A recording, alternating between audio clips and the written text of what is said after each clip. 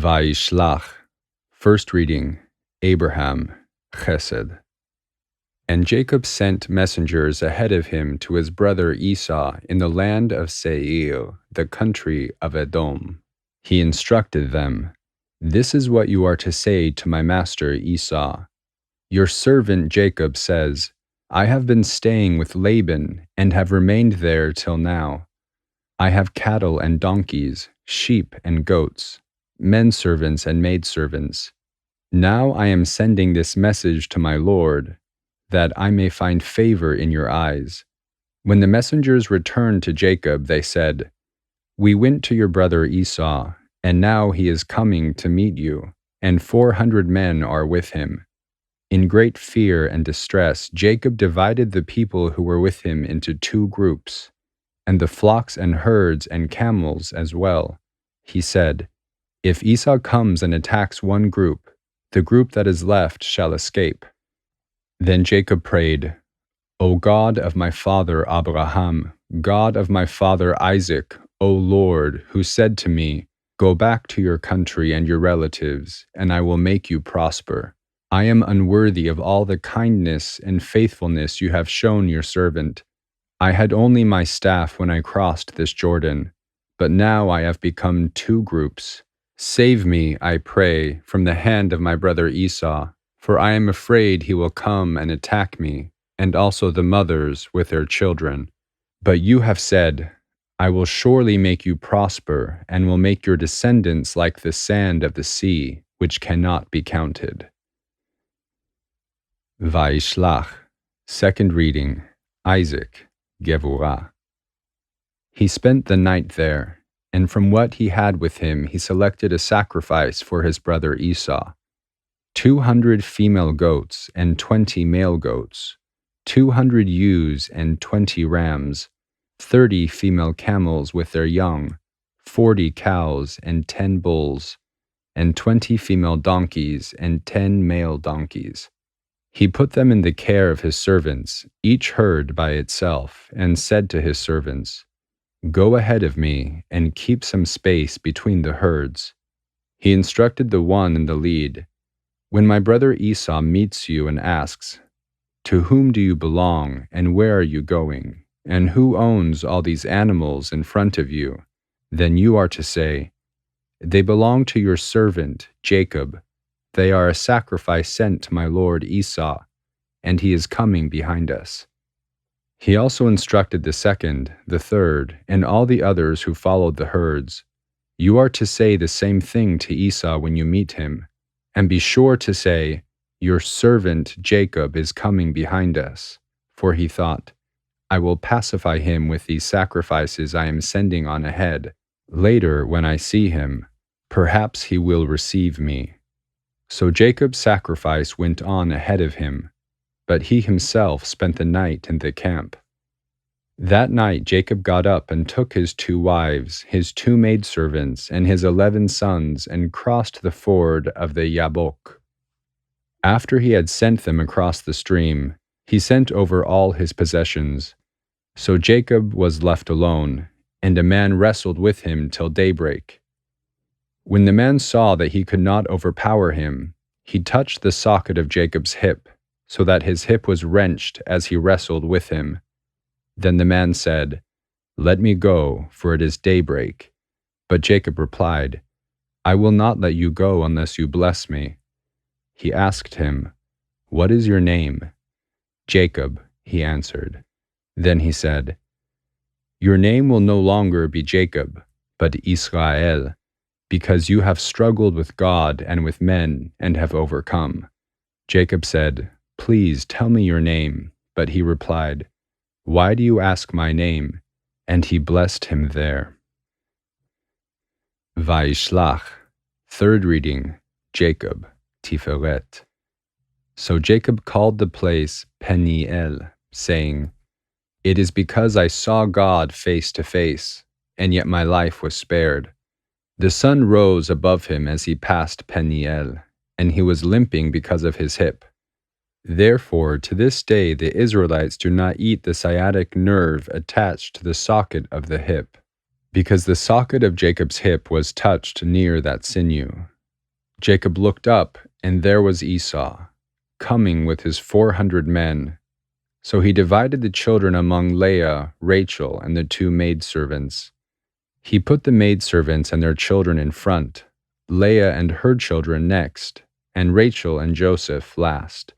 He went on ahead and bowed down to the ground 7 times as he approached his brother. But Esau ran to meet Jacob and embraced him. He fell upon his neck and kissed him, and they wept. Then Esau looked up and saw the women and children, and he said, "Who are these with you?" Jacob answered, "They are the children God has graciously given your servant." Vayishlach. Fourth reading, Moses, Netzach. Then the maidservants and their children approached and bowed down. Next Leah and her children came and bowed down. Last came Joseph and Rachel, and they bowed down. Esau asked, "What do you mean by all these droves I met?" "To find favor in your eyes, my lord," he said. But Esau said, "I already have plenty, my brother. Keep what you have for yourself." "No, please," said Jacob. "If I have found favor in your eyes, accept this offering from me. For to see your face is like seeing the face of God, now that you have received me favorably. Please accept the blessing that I brought to you. For God has been gracious to me, and I have all I need." And because Jacob insisted, Esau accepted it. Then Esau said, "Let us be on our way. I'll accompany you." But Jacob said to him, "My Lord knows that the children are tender, and that I must care for the ewes and cows that are nursing their young. If they are driven hard just one day, all the animals will die. So let my Lord go on ahead of his servant, while I move along slowly at the pace of the droves before me and that of the children, until I come to my Lord in Seir." Esau said, "Then let me leave some of my men with you." "But why do that?" Jacob asked. "Just let me find favor in the eyes of my Lord." So that day Esau started on his way back to Seir. Jacob, however, went to Sukkot, where he built a place for himself and made shelters for his livestock. That is why the place is called Sukkot. After Jacob came from Padan Aram, he arrived safely at the city of Shechem in Canaan, and camped within sight of the city. For 100 pieces of silver he bought from the sons of Hamor, the father of Shechem, the plot of ground where he pitched his tent. There he set up an altar and called it El Elohei Israel. Vayishlach. Fifth reading, Aaron, Hod. Now Dinah, the daughter Leah had borne to Jacob, went out to visit the women of the land. When Shechem, son of Hamor the Hivite, the ruler of the area, saw her, he took her, lay with her, and violated her. His heart cleaved to Dinah, daughter of Jacob, and he loved the girl and spoke tenderly to her. And Shechem said to his father Hamor, "Get me this girl as my wife." When Jacob heard that his daughter Dinah had been defiled, his sons were in the fields with his livestock, so he kept quiet about it until they came home. Then Shechem's father Hamor went out to talk with Jacob. Now Jacob's sons had come in from the fields as soon as they heard what had happened. They were filled with grief and fury because Shechem had done a disgraceful thing in Israel by lying with Jacob's daughter, a thing that should not be done. But Hamor said to them, "My son Shechem has his heart set on your daughter. Please give her to him as his wife. Intermarry with us. Give us your daughters and take our daughters for yourselves. You can settle among us. The land is open to you. Live in it, trade in it, and acquire property in it." Then Shechem said to Dinah's father and brothers, "Let me find favor in your eyes, and I will give you whatever you ask."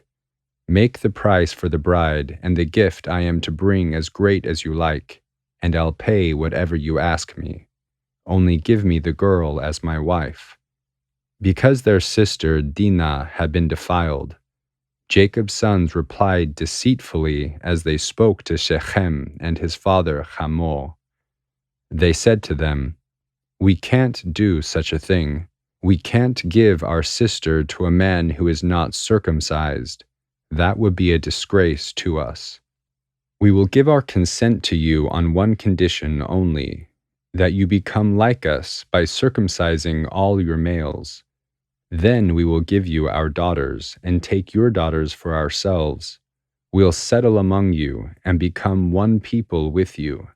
But if you will not agree to be circumcised, we'll take our sister and go." Their proposal seemed good to Hamor and his son Shechem.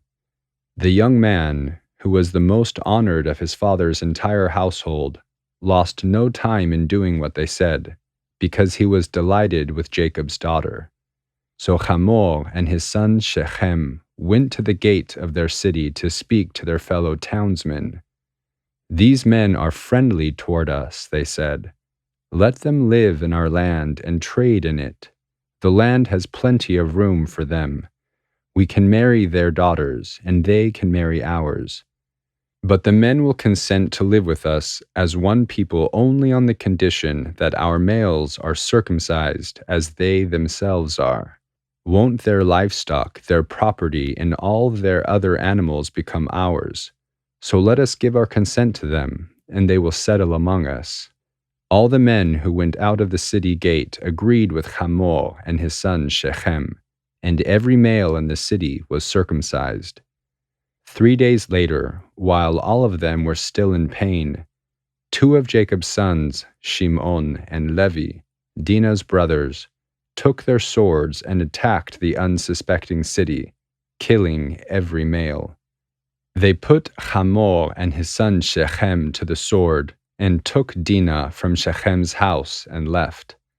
The sons of Jacob came upon the dead bodies and looted the city where their sister had been defiled. They seized their flocks and herds and donkeys and everything else of theirs in the city and out in the fields. They carried off all their wealth and all their women and children, taking as plunder everything in the houses. Then Jacob said to Shimon and Levi, "You have brought trouble on me by making me a stench to the Canaanites and Perizzites, the people living in this land. We are few in number, and if they join forces against me and attack me, I and my household will be destroyed."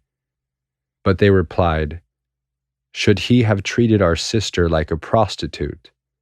Then God said to Jacob, "Go up to Beit El and settle there, and build an altar there to God, who appeared to you when you were fleeing from your brother Esau." So Jacob said to his household and to all who were with him, "Get rid of the foreign gods you have with you, and purify yourselves and change your clothes. Then come, let us go up to Beit El, where I will build an altar to God, who answered me in the day of my distress, and who has been with me wherever I have gone." So they gave Jacob all the foreign gods they had and the rings in their ears, and Jacob buried them under the oak at Shechem. Then they set out, and the terror of God fell upon the towns all around them, so that no one pursued them. Jacob and all the people with him came to Luz, that is, Beit El, in the land of Canaan. There he built an altar, and he called the place El Beit El, because it was there that God revealed himself to him when he was fleeing from his brother. Now, Deborah, Rebekah's nurse, died and was buried under the oak below Beit El, so it was named Alon Bakut. After Jacob returned from Padan Aram, God appeared to him again and blessed him. God said to him, "Your name is Jacob, but you will no longer be called Jacob. Your name will be Israel." So he named him Israel. And God said to him, I am God Almighty. Be fruitful and increase in number. A nation and a community of nations will come from you, and kings will come from your body. Vayishlach. Sixth reading, Joseph, Yesod. The land I gave to Abraham and Isaac, I also give to you, and I will give this land to your descendants after you. Then God went up from him at the place where he had talked with him. Jacob set up a stone pillar at the place where God had talked with him, and he poured out a drink offering on it. He also poured oil on it. Jacob called the place where God had talked with him Beit El. Then they moved on from Beit El. While they were still some distance from Ephrat, Rachel began to give birth and had a hard labor. And as she was having great difficulty in childbirth, the midwife said to her, "Don't be afraid, for you have another son." As her soul departed, for she was dying, she named her son Ben-Oni, but his father named him Binyamin. So Rachel died and was buried on the way to Ephrat, that is, Beit Lechem. Over her tomb, Jacob set up a pillar, and to this day that pillar marks Rachel's tomb. Israel moved on again and pitched his tent beyond Migdal Eder. While Israel was living in that region, Reuben went in and slept with his father's concubine Bilhah, and Israel heard of it. Jacob had 12 sons. The sons of Leah, Reuben, the firstborn of Jacob, Shimon, Levi, Yehudah, Issachar, and Zebulun. The sons of Rachel, Yosef and Binyamin. The sons of Rachel's maidservant Bilhah, Dan and Naphtali. The sons of Leah's maidservant Zilpah, Gad and Asher. These were the sons of Jacob, who were born to him in Padan Aram. Jacob came home to his father Isaac in Mamre, near Kiryat Arba, that is, Hebron, where Abraham and Isaac had lived. Isaac lived 180 years. Then he breathed his last and died, and was gathered to his people, old and full of years. And his sons Esau and Jacob buried him. These are the generations of Esau, that is, Edom. Esau took his wives from the women of Canaan, Adah, daughter of Elon the Hittite, and Oholibamah, daughter of Anah, and granddaughter of Tzibyon the Hivite, also Basemat, daughter of Ishmael, and sister of Nebayot. Adah bore Eliphaz to Esau, Basemat bore Reuel, and Oholibamah bore Yeush, Yalam, and Korach. These were the sons of Esau, who were born to him in Canaan. Esau took his wives and sons and daughters and all the souls of his household, as well as his livestock and all his other animals and all the goods he had acquired in Canaan, and moved to a land some distance from his brother Jacob. Their possessions were too great for them to remain together. The land where they were staying could not support them both because of their livestock. So Esau, that is, Edom, settled in the hill country of Seir. These are the generations of Esau, the father of the Edomites, in the hill country of Seir. These are the names of Esau's sons: Eliphaz, the son of Esau's wife Adah, and Reuel, the son of Esau's wife Basemat. The sons of Eliphaz: Teman, Omar, Tepho, Gatam, and Kenaz. Esau's son Eliphaz also had a concubine named Timnah, who bore him Amalek. These were grandsons of Esau's wife Adah. The sons of Reuel: Nachat, Zerach, Shammah, and Mizah. These were the grandsons of Esau's wife Basemat. The sons of Esau's wife Oholibama, daughter of Anah, and granddaughter of Tsibion, whom she bore to Esau, Yeush, Yalam, and Korach. These were the chiefs among Esau's descendants, the sons of Eliphaz, the firstborn of Esau, chiefs Teman, Omar, Tepho, Kenaz, Korach, Gatam, and Amalek. These were the chiefs descended from Eliphaz in Edom. They were grandsons of Adah. The sons of Esau's son Reuel, chiefs Nachat, Zerach, Shammah, and Mizah. These were the chiefs descended from Reuel in Edom. They were grandsons of Esau's wife Basemat.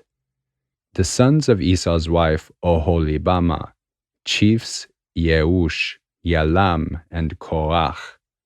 These were the chiefs descended from Esau's wife Oholibama, daughter of Anah. These were the sons of Esau, that is, Edom, and these were their chiefs. Vayishlach, 7th reading, David, Malchut. These were the sons of Seir, the Horite, who were living in the region, Lotan, Shobal, Tsibion, Anah, Dishon, Etzer, and Dishan. These sons of Seir in Edom were Horite chiefs. The sons of Lotan, Hori, and Hemam. Timnah was Lotan's sister. The sons of Shobal, Alvan, Manachat, Ebal, Shepho, and Onam. The sons of Tsibion, Aya, and Anah. This is the Anah who discovered the hot springs in the desert while he was grazing the donkeys of his father, Tsibion. The children of Anah, Dishon and Oholibama, daughter of Anah. The sons of Dishon, Hemdan, Eshban, Itran, and Keran. The sons of Etzer, Bilhan, Zaavan, and Akan. The sons of Dishan, Utz, and Aran. These were the Horite chiefs, Lotan, Shobal, Tsibion, Anah, Dishon, Etzer, and Dishan. These were the Horite chiefs according to their divisions in the land of Seir.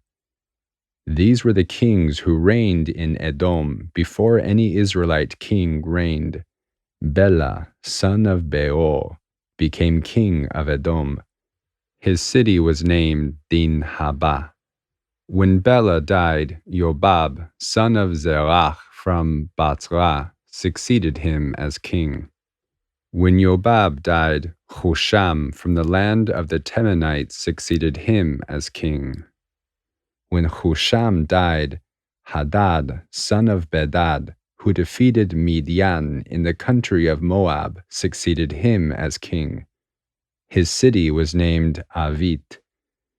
When Hadad died, Samlah from Masrekah succeeded him as king. When Samlah died, Shaul from Rehoboth on the river succeeded him as king. When Shaul died, Baal Hanan, son of Akbor, succeeded him as king. When Baal Hanan, son of Akbor, died, Hadad succeeded him as king. His city was named Pau, and his wife's name was Mehetab El, daughter of Matred, the daughter of Mezahab. Vayishlach, Maftir. These were the chiefs descended from Esau, by name, according to their clans and regions: Timnah, Alva, Yetet, Oholibama, Ela, Pinon, Kenaz, Teman, Mibtzar, Magdiel, and Iram. These were the chiefs of Edom, according to their settlements in the land they occupied. This was Esau, the father of the Edomites. Haftarah of Vayishlach. Obadiah 1, 1 through 21. The vision of Obadiah. This is what the sovereign Lord says about Edom. We have heard a message from the Lord. An envoy was sent to the nations to say, "Rise and let us go against her for battle." See, I will make you small among the nations. You will be utterly despised. The pride of your heart has deceived you. You who live in the clefts of the rocks and make your home on the heights. You who say to yourself, "Who can bring me down to the ground?" Though you soar like the eagle and make your nest among the stars, from there I will bring you down, declares the Lord. If thieves came to you, if robbers in the night, oh, what a disaster awaits you! Would they not steal only as much as they wanted? If grape pickers came to you, would they not leave a few grapes? But how Esau will be ransacked, his hidden treasures pillaged. All your allies will force you to the border. Your friends will deceive and overpower you. Those who eat your bread will set a trap for you, but you will not detect it. In that day, declares the Lord, will I not destroy the wise men of Edom, men of understanding in the mountains of Esau? Your warriors, Teman, will be terrified, and everyone in Esau's mountains will be cut down in the slaughter. Because of the violence against your brother Jacob, you will be covered with shame. You will be destroyed forever. On the day you stood aloof while strangers carried off his wealth and foreigners entered his gates and cast lots for Jerusalem, you were like one of them. You should not look down on your brother in the day of his misfortune, nor rejoice over the people of Judah in the day of their destruction, nor boast so much in the day of their trouble. You should not march through the gates of my people in the day of their disaster, nor look down on them in their calamity in the day of their disaster, nor seize their wealth in the day of their disaster. You should not wait at the crossroads to cut down their fugitives, nor hand over their survivors in the day of their trouble. The day of the Lord is near for all nations. As you have done, it will be done to you. Your deeds will return upon your own head. Just as you drank on my holy hill, so all the nations will drink continually. They will drink and be as if they had never been. But on Mount Zion will be deliverance. It will be holy, and the house of Jacob will possess its inheritance. The house of Jacob will be a fire, and the house of Joseph a flame. The house of Esau will be stubble, and they will set it on fire and consume it. There will be no survivors from the house of Esau. The Lord has spoken. People from the Negev will occupy the mountains of Esau, and people from the foothills will possess the land of the Philistines. They will occupy the fields of Ephraim and Samaria, and Benjamin will possess Gilad. This company of Israelite exiles who are in Canaan will possess the land as far as Zarephath. The exiles from Jerusalem who are in Sepharad will possess the towns of the Negev. Deliverers will go up on Mount Zion to govern the mountains of Esau, and the kingdom will be the Lord's.